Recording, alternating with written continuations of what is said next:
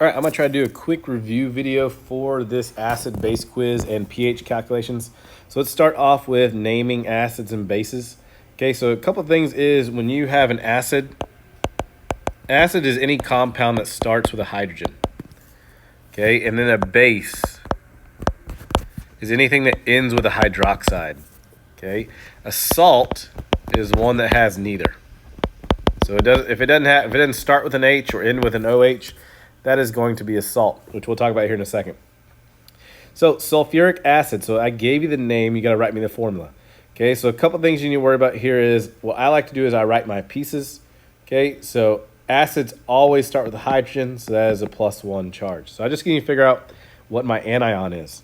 Okay, so things you need to remember are the term hydro. Remember we talked about hydro? You can only use the term hydro if there is no oxygen. Okay, so hydro means no O. Okay, if you look here in sulfuric acid, I don't see hydro, so that means you're dealing with oxygen, which means you're dealing with a polyatomic. So what you really need to look at is look at the last bit. Does it end in ic? Does it end in us? Because if the polyatomic ends in ic, that means the polyatomic ends in 8. I'm sorry, the acid ends in ic. The polyatomic will end in 8. If it ends in us, it'll end in ite. So let's talk about this. So sulfuric, that means sulfate. So that's SO4, the -2. So I would see that those are not balanced. So your balanced formula would be H2SO4. Next one, I have HCl, so I have to tell you the name now. So I don't see an oxygen, so I get to use hydro. Now chlorine, you're not going to say chloride or chlorine. You're still going to end it just in ic. So chloric acid. So pretty much all your acids will either end in ic or us. Okay. Nitric acid. Okay, so I know these always start with a hydrogen. Nitric, I don't see hydro, so that means oxygen's there. So nitric would be nitrate. So it's NO3 with a -1. So that one's already balanced. So all I got to do is put them together. HNO3. Hydrofluoric acid. So hydro means no O. So that means I'm just dealing with hydrogen. And I'm just dealing with fluorine. And it's a -1. So this would just be HF. H3PO4. Okay, so I'm writing the name. I see oxygen, so I can't use hydro. So I need to look at what is PO4. That is phosphate.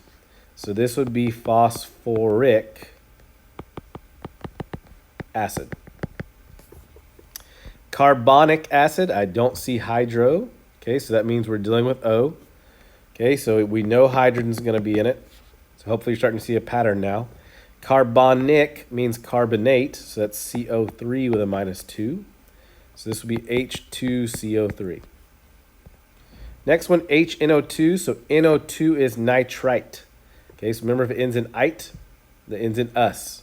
I can't use hydro because there's oxygen there, so this would just be nitrous acid. Next one, I see chlorous acid. So key thing there, ends in us. Okay, so we know it has hydrogen. So chlorous would be chlorite. So that is ClO2 with a -1. So those are already balanced, so this would just be HClO2. Now NH3, NH4 is ammonium. NH3 would actually be ammonia. So we're not really worried about that one too much. HCN, this is kind of like that one exception to the rule. We can still use hydro because there is no O. Okay, even though this is not binary. Okay, so we're not going to say hydrocyanide acid. It's going to be hydrocyanic. So still ends in ic and then ends in acid. Now, CaOH2, this is your base. There is no fancy naming for bases. All you got to tell me is calcium hydroxide. Okay, next one, HI. I don't see oxygen here, so I get to use hydro. Iodine becomes iodic acid. HClO3, so that is chlorate. So that would be chloric acid. Acetic acid. Okay, so I'm going to write out my pieces so we know it's going to start with an H+1. And acetate. So that would be C2H3O2. That is on your polyatomic. That is already balanced. All I got to do is just put them together. So HC2H3O2. RbOH, that's your base. So all I got to do is just tell me rubidium hydroxide. Next one's sulfurous acid. So we know it's going to start with H. So sulfurous would be sulfite. So it's SO3 with a -2. That is not balanced. So this will be H2SO3. Hydroiodic acid. So hydro means no O. So we're dealing with just hydrogen and just iodine. So this would just be HI. Phosphorus acid. So we know we have a hydrogen. Phosphorus would be phosphite. That's PO3 with a -3. That is not balanced. So this would be H3PO3. And then barium hydroxide. Barium is Ba with a +2. Hydroxide is OH with a -1. Please don't forget to put parentheses. So it should be BaOH2. Now, what determines an acid versus a base? So usually an acid, the cation is a hydrogen. So that means it starts with a hydrogen. A base, the anion, is a hydroxide. So you have your H plus makes your acid, okay, and then your OH minus makes your base. So the next part says classify them as acid, base, or salt. So A would be a base, okay, because that's hydroxide, and that name would be sodium hydroxide.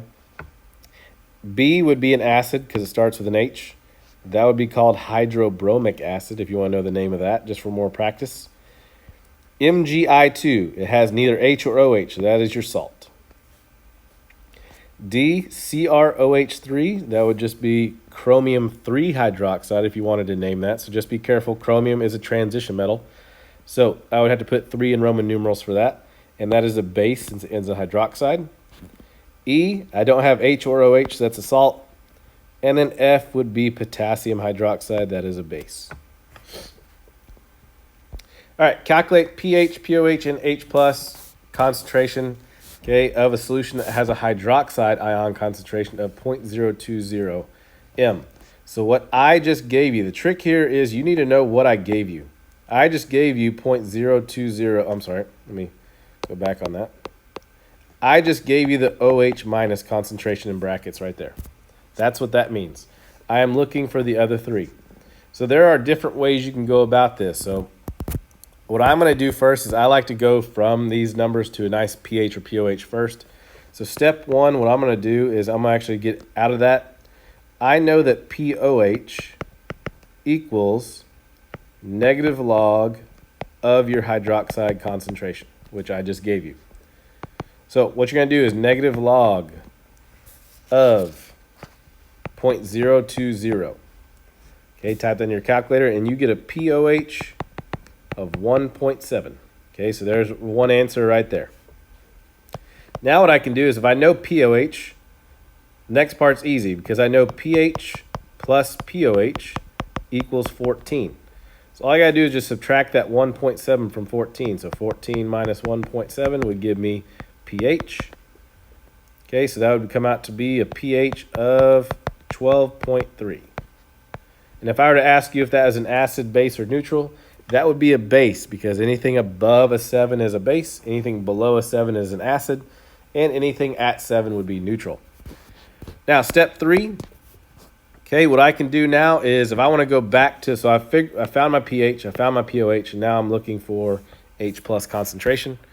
Well, I know that H plus concentration equals that 10 to the negative pH. Okay, so that's one way you can do it. Or if you wanted to, you could do this. You know your H plus concentration and your OH concentration. If you multiply those, you get 1 times 10 to the negative 14.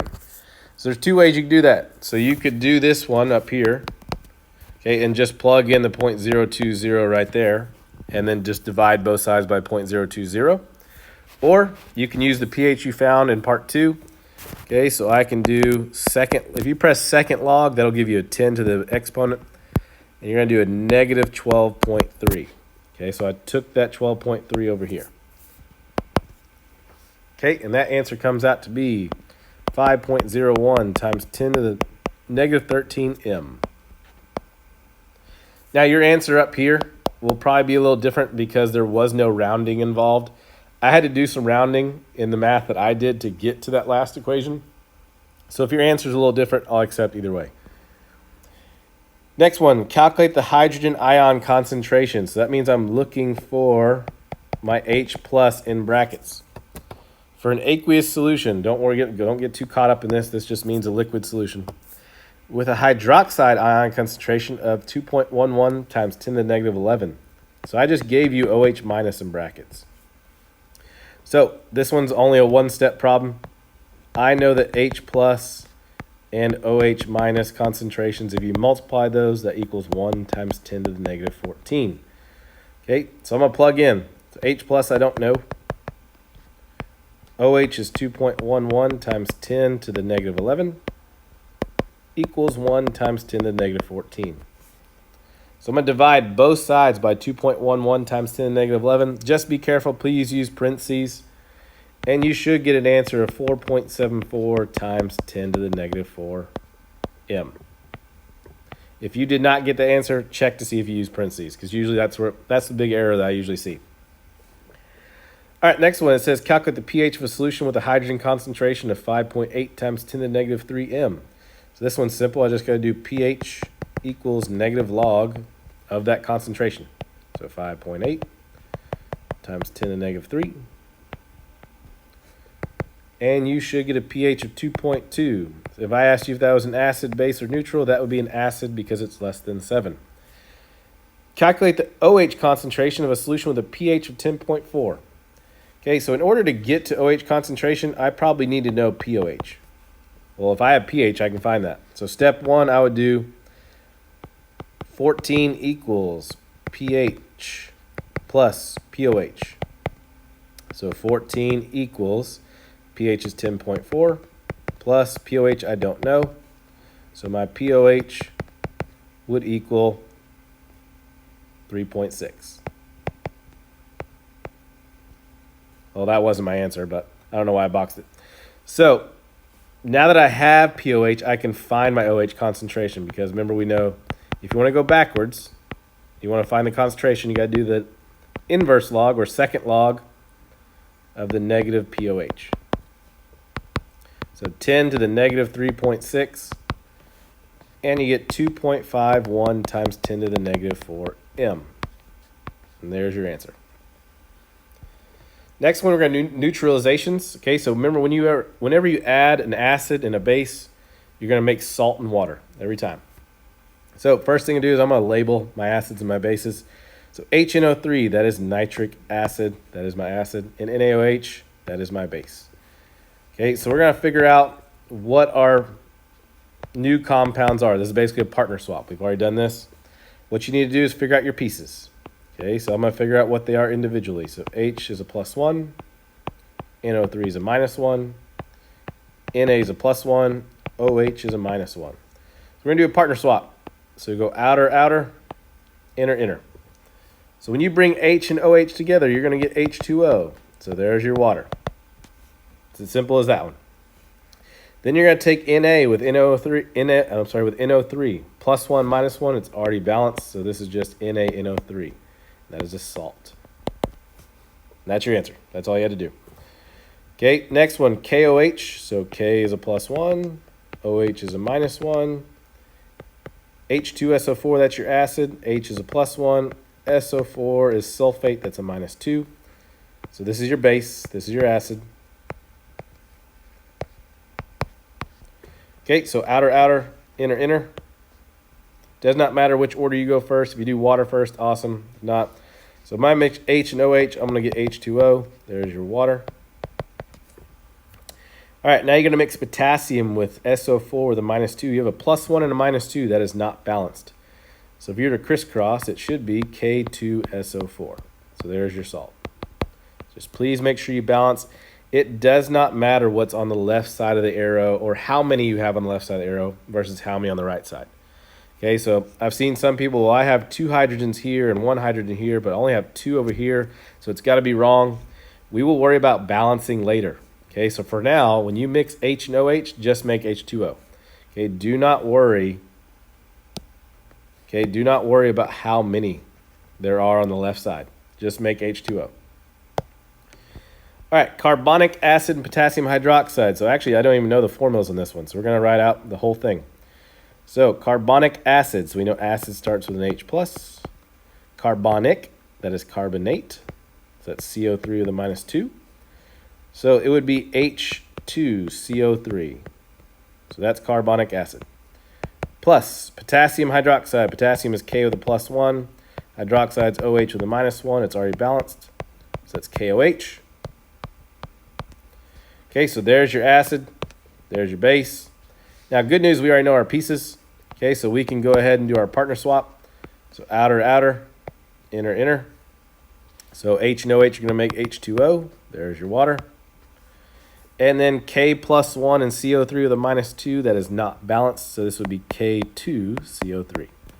And that is your salt. All right, last bit. Bronsted-Lowry acid, Bronsted-Lowry base, conjugate acid, and conjugate base. Okay, so a Bronsted acid is the one that donates a hydrogen. It's the one that loses a hydrogen. A Bronsted base is the one that accepts or gains the hydrogen. Now, once you lose a hydrogen or gain an acid, once you lose a hydrogen or gain a hydrogen, you're no longer the same. Okay, so what you have, it's called a conjugate acid. A conjugate acid is it's probably easier. It was the conjugate base. So whoever was the conjugate base, it now turns into the conjugate acid. Okay, because once it gains that hydrogen, it's going to become more acidic. Okay, so it turns into conjugate acid. And then a conjugate base, it was, let me go back up here and fix this real quick. We'll fix that. I was thinking too fast. Okay, the conjugate acid was the Bronsted base. My bad on that one. Okay, and the conjugate base was the Bronsted. Oh my gosh, it went up. Ran out of room. Was the Bronsted acid. So let's show an example. So HNO3 plus CH3OH gives me NO3 and CH3OH2. Okay, the easiest way to do this is look at the whole thing. Okay, your Bronsteds will always be on the left side, and your conjugates will always be on the right side, because that's what it changes to. So you're looking for is who lost something and who gained something. Well, if you noticed, HNO3 now is NO3 on the right side, so that means it lost that hydrogen. So that means if you're donating the hydrogen, that makes you the Bronsted acid. Okay, which automatically makes this CH3OH my Bronsted base. Okay, because your Bronsteds have to be on the left side, so if you know one, you now know the other. Okay, so that means when HNO3 went to NO3, it lost that hydrogen, so it's no longer as acidic. Okay, this now became my conjugate base. So these two are connected always. Okay, the Bronsted acid turns into the conjugate base. Now, my CH3OH now gained another hydrogen. Okay, so when you gain that hydrogen, you become more acidic. So that makes this my conjugate acid. And those two are always connected. Next one, F and H2O. Okay, and then you have HF and OH. Well, if you look, we're looking for who gained something, who lost something. I went from H2O to OH. So that means H2O was my Bronsted acid because it gave up a hydrogen, which means my fluorine is my Bronsted base. So my Bronsted acid is now going to turn into the conjugate base because it lost that hydrogen. And my Bronsted base is now going to turn into the conjugate acid because now it has that hydrogen with it. Okay, last one, H2O and HCl. Both of them have hydrogen, so we need to figure out who's who. So we need to figure out who lost something. Well, if I look, HCl, lost a hydrogen. Now it became Cl. So since it donated a hydrogen, that makes HCl my Bronsted acid, which means H2O is my Bronsted base. So HCl lost its H, so it's no longer acidic. So now it becomes my conjugate base. And H2O now turns into H3O. So it gained a hydrogen, so now it's more acidic. So this would be my conjugate acid. So hopefully that kind of helped out.